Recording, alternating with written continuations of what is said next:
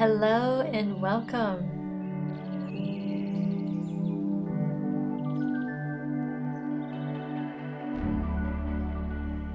Thank you for joining me for this oracle card reading today. May this message be charged with universal love and light for the highest good of all that is. Today's message is a patchwork message. So we have cards from a variety of oracle card decks, and it's kind of like patchwork with fabric where you're like threading different fabrics together to make a whole tapestry.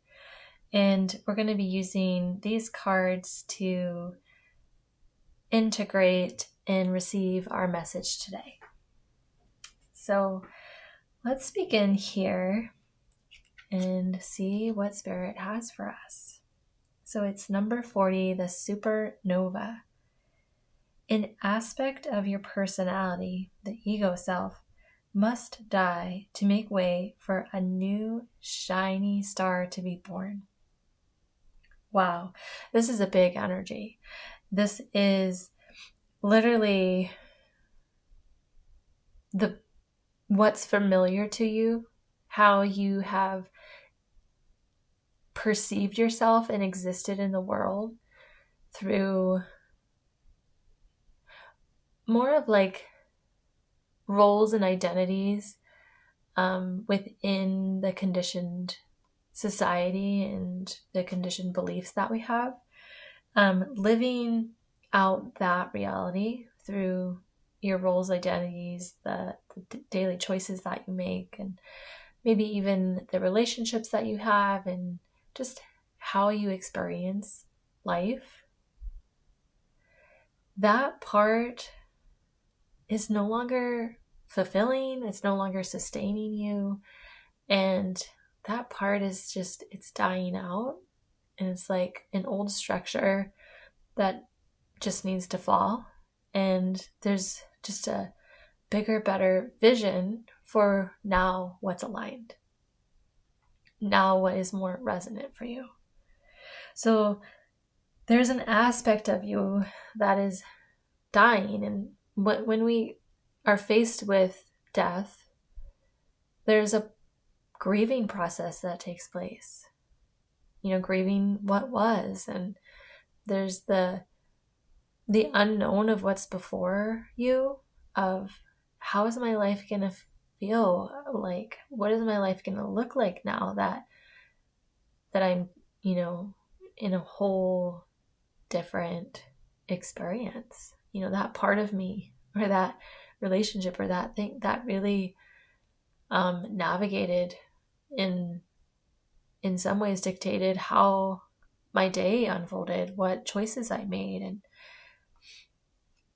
and so there's a part of you that has to grieve for that, but there's also a part of you that's really excited for this new opportunity to make way for a new shiny star to be born. I'm just, seeing a new pep in your step, and a new shine in your aura, new sparkles around you, new like spark of creativity, this new momentum. So let's see what we can explore further with this message.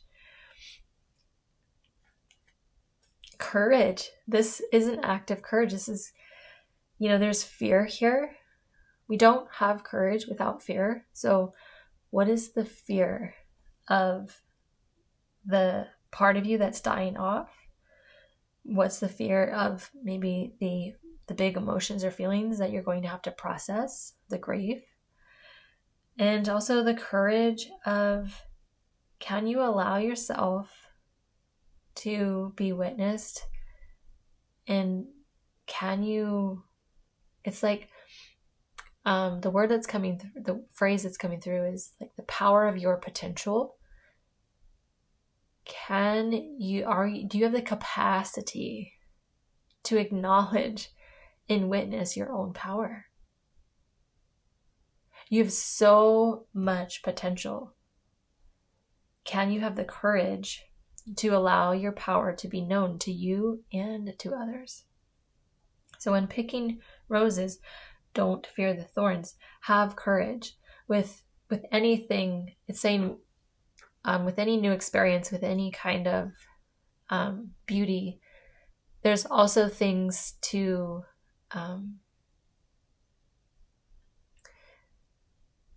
there's other things that come with that experience, and not to focus on how you perceive something as like bad.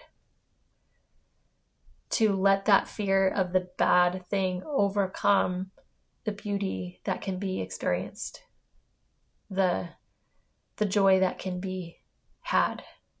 So have courage to get past the fear or the narrative of like just focusing on the negative aspect of something, right? The negative aspect of something, the thing that you don't want to feel. It's like, no, I don't want to feel that. So because I don't want the thorns, I'm not going to, let myself experience the delight. It's like self-sabotage.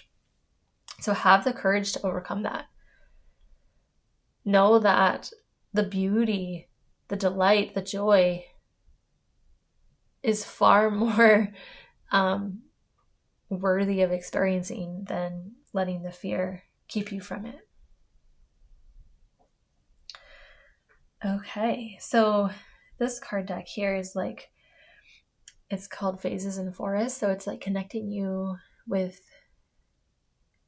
the natural cycles of yourself and the natural cycles of the world. So it's like the cyclical part of you. Let's see what that wants to say. Wow, patience. Patience. So you can see in the imagery here, it's kind of like the bird. If this were the same bird being depicted in like different scenarios, it's like the bird in flight, patiently tuning into the signals, into the skills it has to be able to take the deep dive into the water to retrieve, the nourishment, the food, to provide for oneself. So like scoping it out, and then taking the action, and then enjoying the food, enjoying the fruits of your efforting, your labors, not in a way of the past of where in order to get a reward, you have to work hard and you have to suffer and you have to push, like not in that sense, but in the way of alignment with your design of like, okay, I know what it takes to get to this point. I need to have patience. I need to tune into my surroundings. I need to like really observe. And then when the timing is right, when my intuition knows, I go for it, right? It's in alignment. I take action, not just I'm busy to be busy and see, look at me. I'm occupied over here. I'm busy. My schedule is full. Like not that kind of thing anymore. We're beyond that way of being. This is having the observation, tuning into your surroundings, knowing when the timing's right, taking action when the timing's right, enjoying. It's a whole different way of existing than culturally what we have modeled and what has been modeled to us and what we've adapted to. Patience. In the prompting question, how do you cope with waiting before it is time to dive in? So what's this experience when you're here, when you're being asked to take in and observe, to wait for the right timing? And this isn't passive waiting, right? This is like alert, not in a sense of like being drained of your energy, but being engaged, being active, committed to the process. Wow. So have the courage to try on this new way of existing, this new patience, the patience of how to be with yourself, how to be engaged and wait for the divine timing of taking the action that is in alignment to the thing you want, so that you can fully just enjoy with more ease. Like, it still takes effort, it still takes engagement and commitment, but you're not drained by the end of it, right? It's a whole different way. That takes courage in this world to exist in this way. But it's this that we're being asked. The old way of like being prideful of being busy and looking occupied and like having your schedule full, but like nothing really feels fulfilling, or it's not really actually productive. It's just busy. That part of us is dying off. It's no longer sustaining. That takes great courage to begin this new way of existing and being. I'm starting to see where this message is guiding us. So let's see. We have two kind of ways we can go.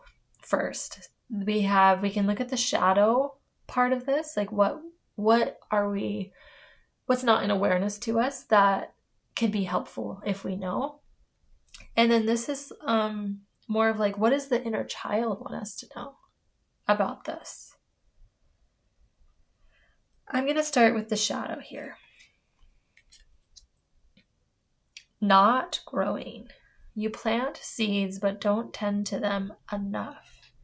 Work on being consistent and see things through. Okay, so let's navigate this a little bit. I feel like this is playing a role in this message with the shadow. Work on being consistent. That patience, that's what we're being asked to be consistent with. Have a practice of patience and make that practice consistent, a consistent part of your day, a consistent part of your beingness. Be consistent with this patience, the patience of really tuning into how do you want to schedule your day? How do you want to bring it? What do you want to bring into your day? Like activities, and like, how do you want your day to be scheduled? And what kind of openness do you want in your day, so that you can actually be productive in what's true for you, what you need in order to have clarity and focus to know when to take action. So work on being consistent with that practice, and you'll see things through. You'll get really good at knowing when it's time to take the action, and you're going to get nourished and fulfilled in a much different way, and it's going to feel easier, and it's going to be more efficient. And because of that, you're going to have more time in the day, because this patience is not about the patience of like a long wait. It's about patience for alignment and timing. What is correct in terms of energy? So if we go to the example of the old paradigm of like being busy and being hurried and having a full packed schedule, and kind of like the chaos of like never really taking a pause to breathe, never really integrating the experience, just kind of like pushing through and surviving through the day instead of really taking it in, really being present. That way of like the hamster wheel doesn't allow growth, like true personal growth, soul involvement. We're just on the hamster wheel. We're literally on the autopilot. We're just going through the motions. We're not growing in that model. We plant seeds, but we have so much chaos and so much busyness, we don't actually tend to them enough because we're so overwhelmed with all the responsibilities and all the hats we have to wear, and all the people that we feel responsible for, or that we're supporting, or this project, or whatever it may be, where we need to be in this meeting or that meeting. Like, the doesn't allow us to grow. We're literally in the chaos of we're just throwing out seeds and, hoping something takes, but we don't actually have the patience to tend to them. We don't have the time because we're not efficient with time, because we don't have, clear yeses and clear nos. We're basing our yeses and nos on obligations or what other people are telling us is a priority for our lives. That just isn't fulfilling. That we don't grow in that kind of environment, in that kind of energetic makeup. So have the courage to have the patience for how you truly operate in the world, in alignment, where your energy is being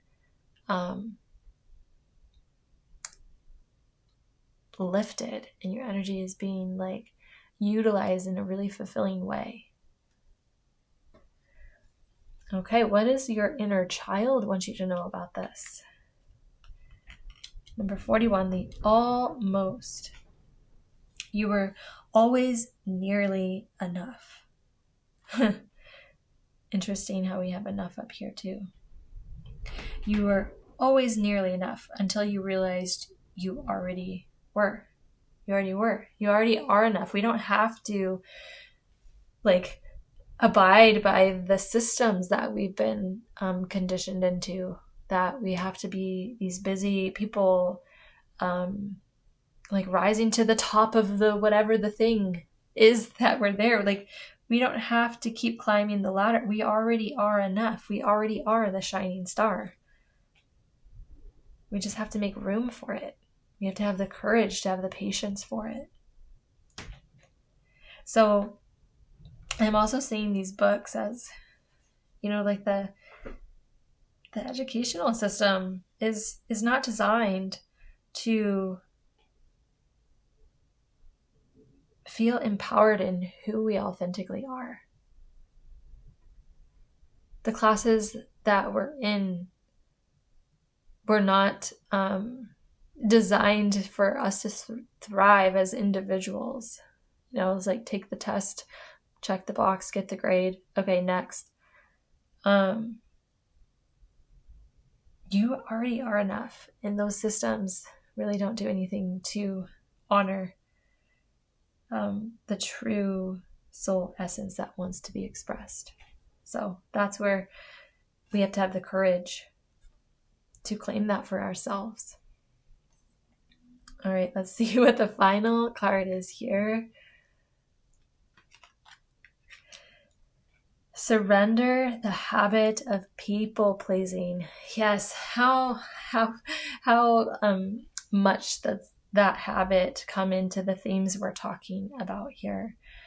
This people pleasing. We get into this loop of having a chaotic schedule and draining our energy and just going, doing the people pleasing. Let's surrender that. Have the courage to surrender that so that we can make way for a new shiny star to be born. The new version of who we already are, which is enough. We just have to let ourselves thrive in that enoughness.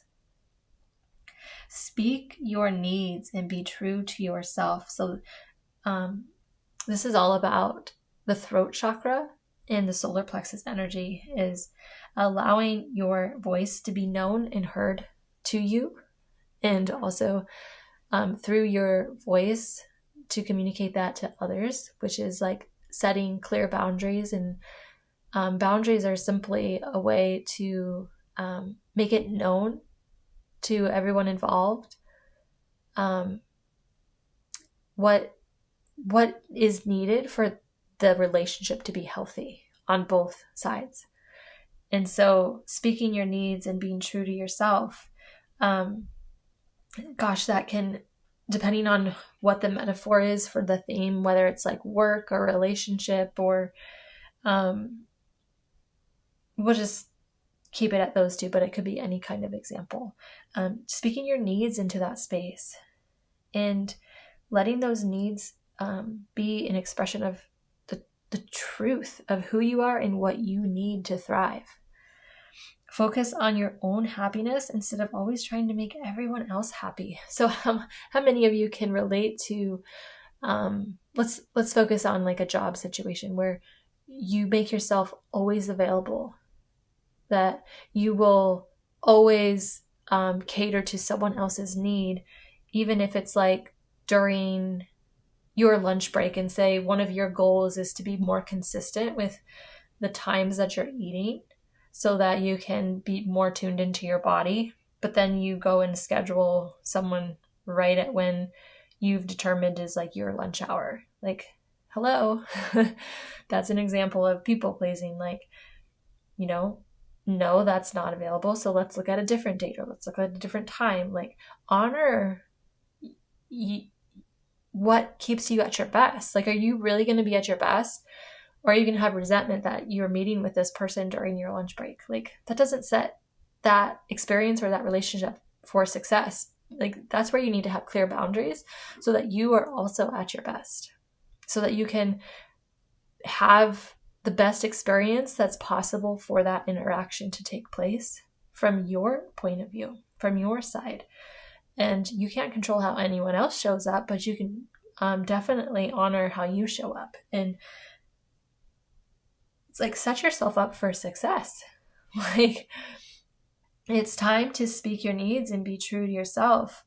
Stop building habits that are based on people pleasing. There are better ways. Have the courage to know the better way that's in alignment with your energy. Be consistent with this new habit of speaking your truth and honoring your needs, because that's when you're actually going to build really healthy relationships and experiences, and it's going to be more in alignment with who you are. Wow, what an interesting message today. May this message continue to support and guide you throughout your day, to give you things to contemplate so that you can show up and really feel in alignment with who you are. Thank you so much. Blessings and namaste.